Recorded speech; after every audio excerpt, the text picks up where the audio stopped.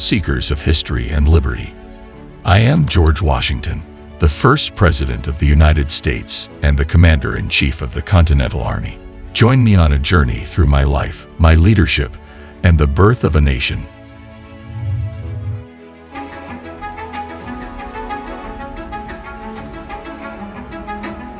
Was born on February 22, 1732, in Westmoreland County, Virginia.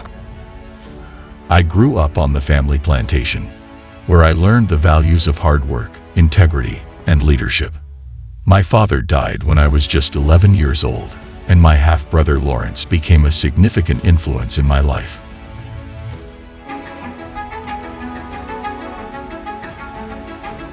Although my formal education was limited, I developed a passion for surveying and the military arts. At the age of 16, I began working as a surveyor in the Virginia frontier, gaining valuable skills and experience that would serve me well in the years to come.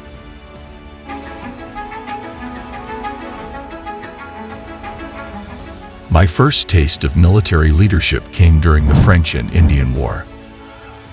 I was appointed as a lieutenant colonel in the Virginia militia and was tasked with delivering a message to the French, demanding their withdrawal from the Ohio Valley. This mission marked the beginning of a conflict that would shape my military career.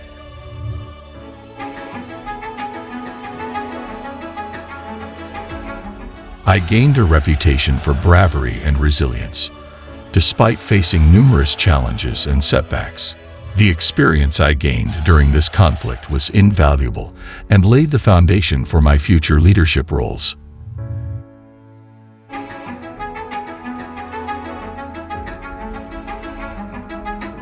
After the war, I returned to Virginia and married Martha Custis, a wealthy widow.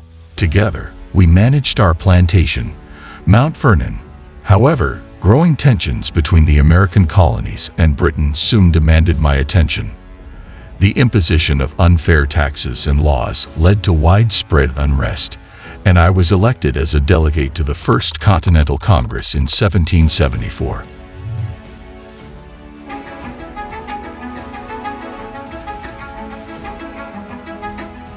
In 1775, the Continental Congress appointed me as the Commander-in-Chief of the Continental Army. I accepted this immense responsibility with humility and determination, knowing that the fight for independence would be long and arduous.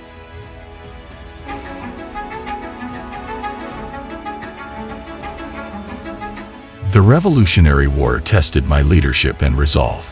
We faced a formidable opponent in the British Army, and our resources were scarce, but we persevered through battles and hardships, driven by the hope of a free and independent nation.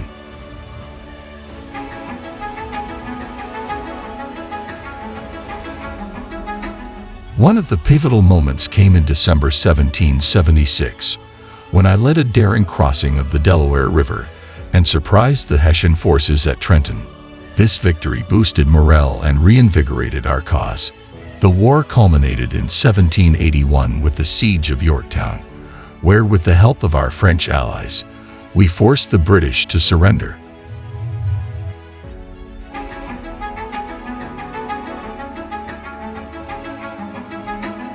After the war, the fledgling nation faced the challenge of forming a stable government. In 1787, I presided over the Constitutional Convention in Philadelphia, where we drafted the United States Constitution. This document laid the groundwork for a government based on democratic principles and the rule of law.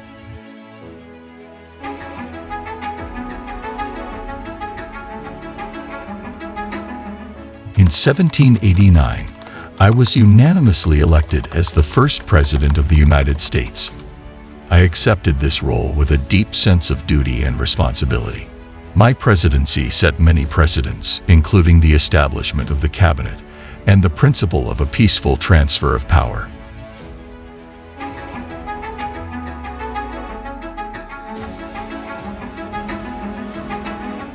During my presidency, I faced numerous challenges, from domestic unrest to foreign conflicts. I worked to stabilize the economy, manage relations with Native American tribes, and navigate the complex international landscape. The Whiskey Rebellion tested the authority of the new government, and I demonstrated that laws would be enforced.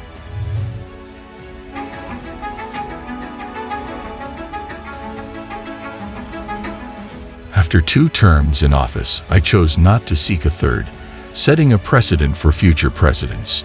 In my farewell address, I emphasized the importance of national unity, warned against political parties, and advised a cautious approach to foreign alliances. I believe that the principles of liberty and democracy must guide our young nation.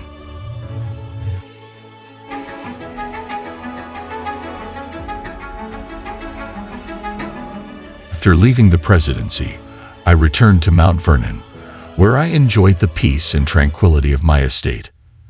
However, I remained engaged in public affairs and continued to support the principles of the new nation. My legacy is not just in the battles won or the office held, but in the ideals of freedom, justice, and self-governance.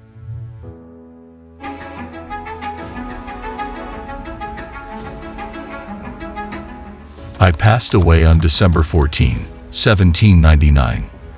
The nation mourned the loss of its first president, but my spirit lives on in the values and institutions of the United States. I am often called the father of his country, a title that reflects my dedication to the American experiment in liberty and democracy.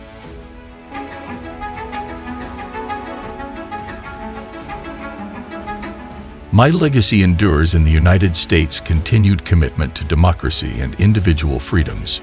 Monuments, cities, and institutions bear my name, reminding all Americans of the sacrifices made to establish this nation.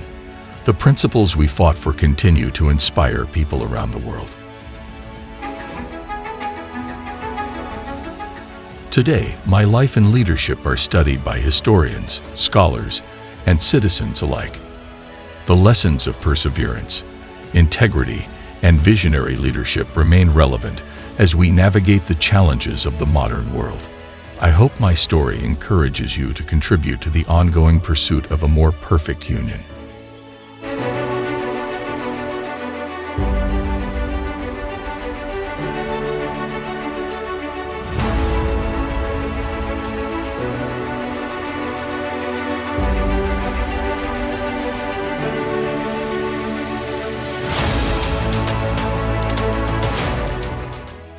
Thank you for joining me on this journey through my life and the founding of our nation.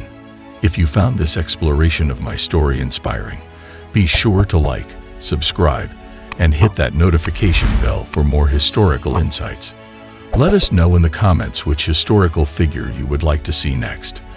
Until then, remember the words from my farewell address.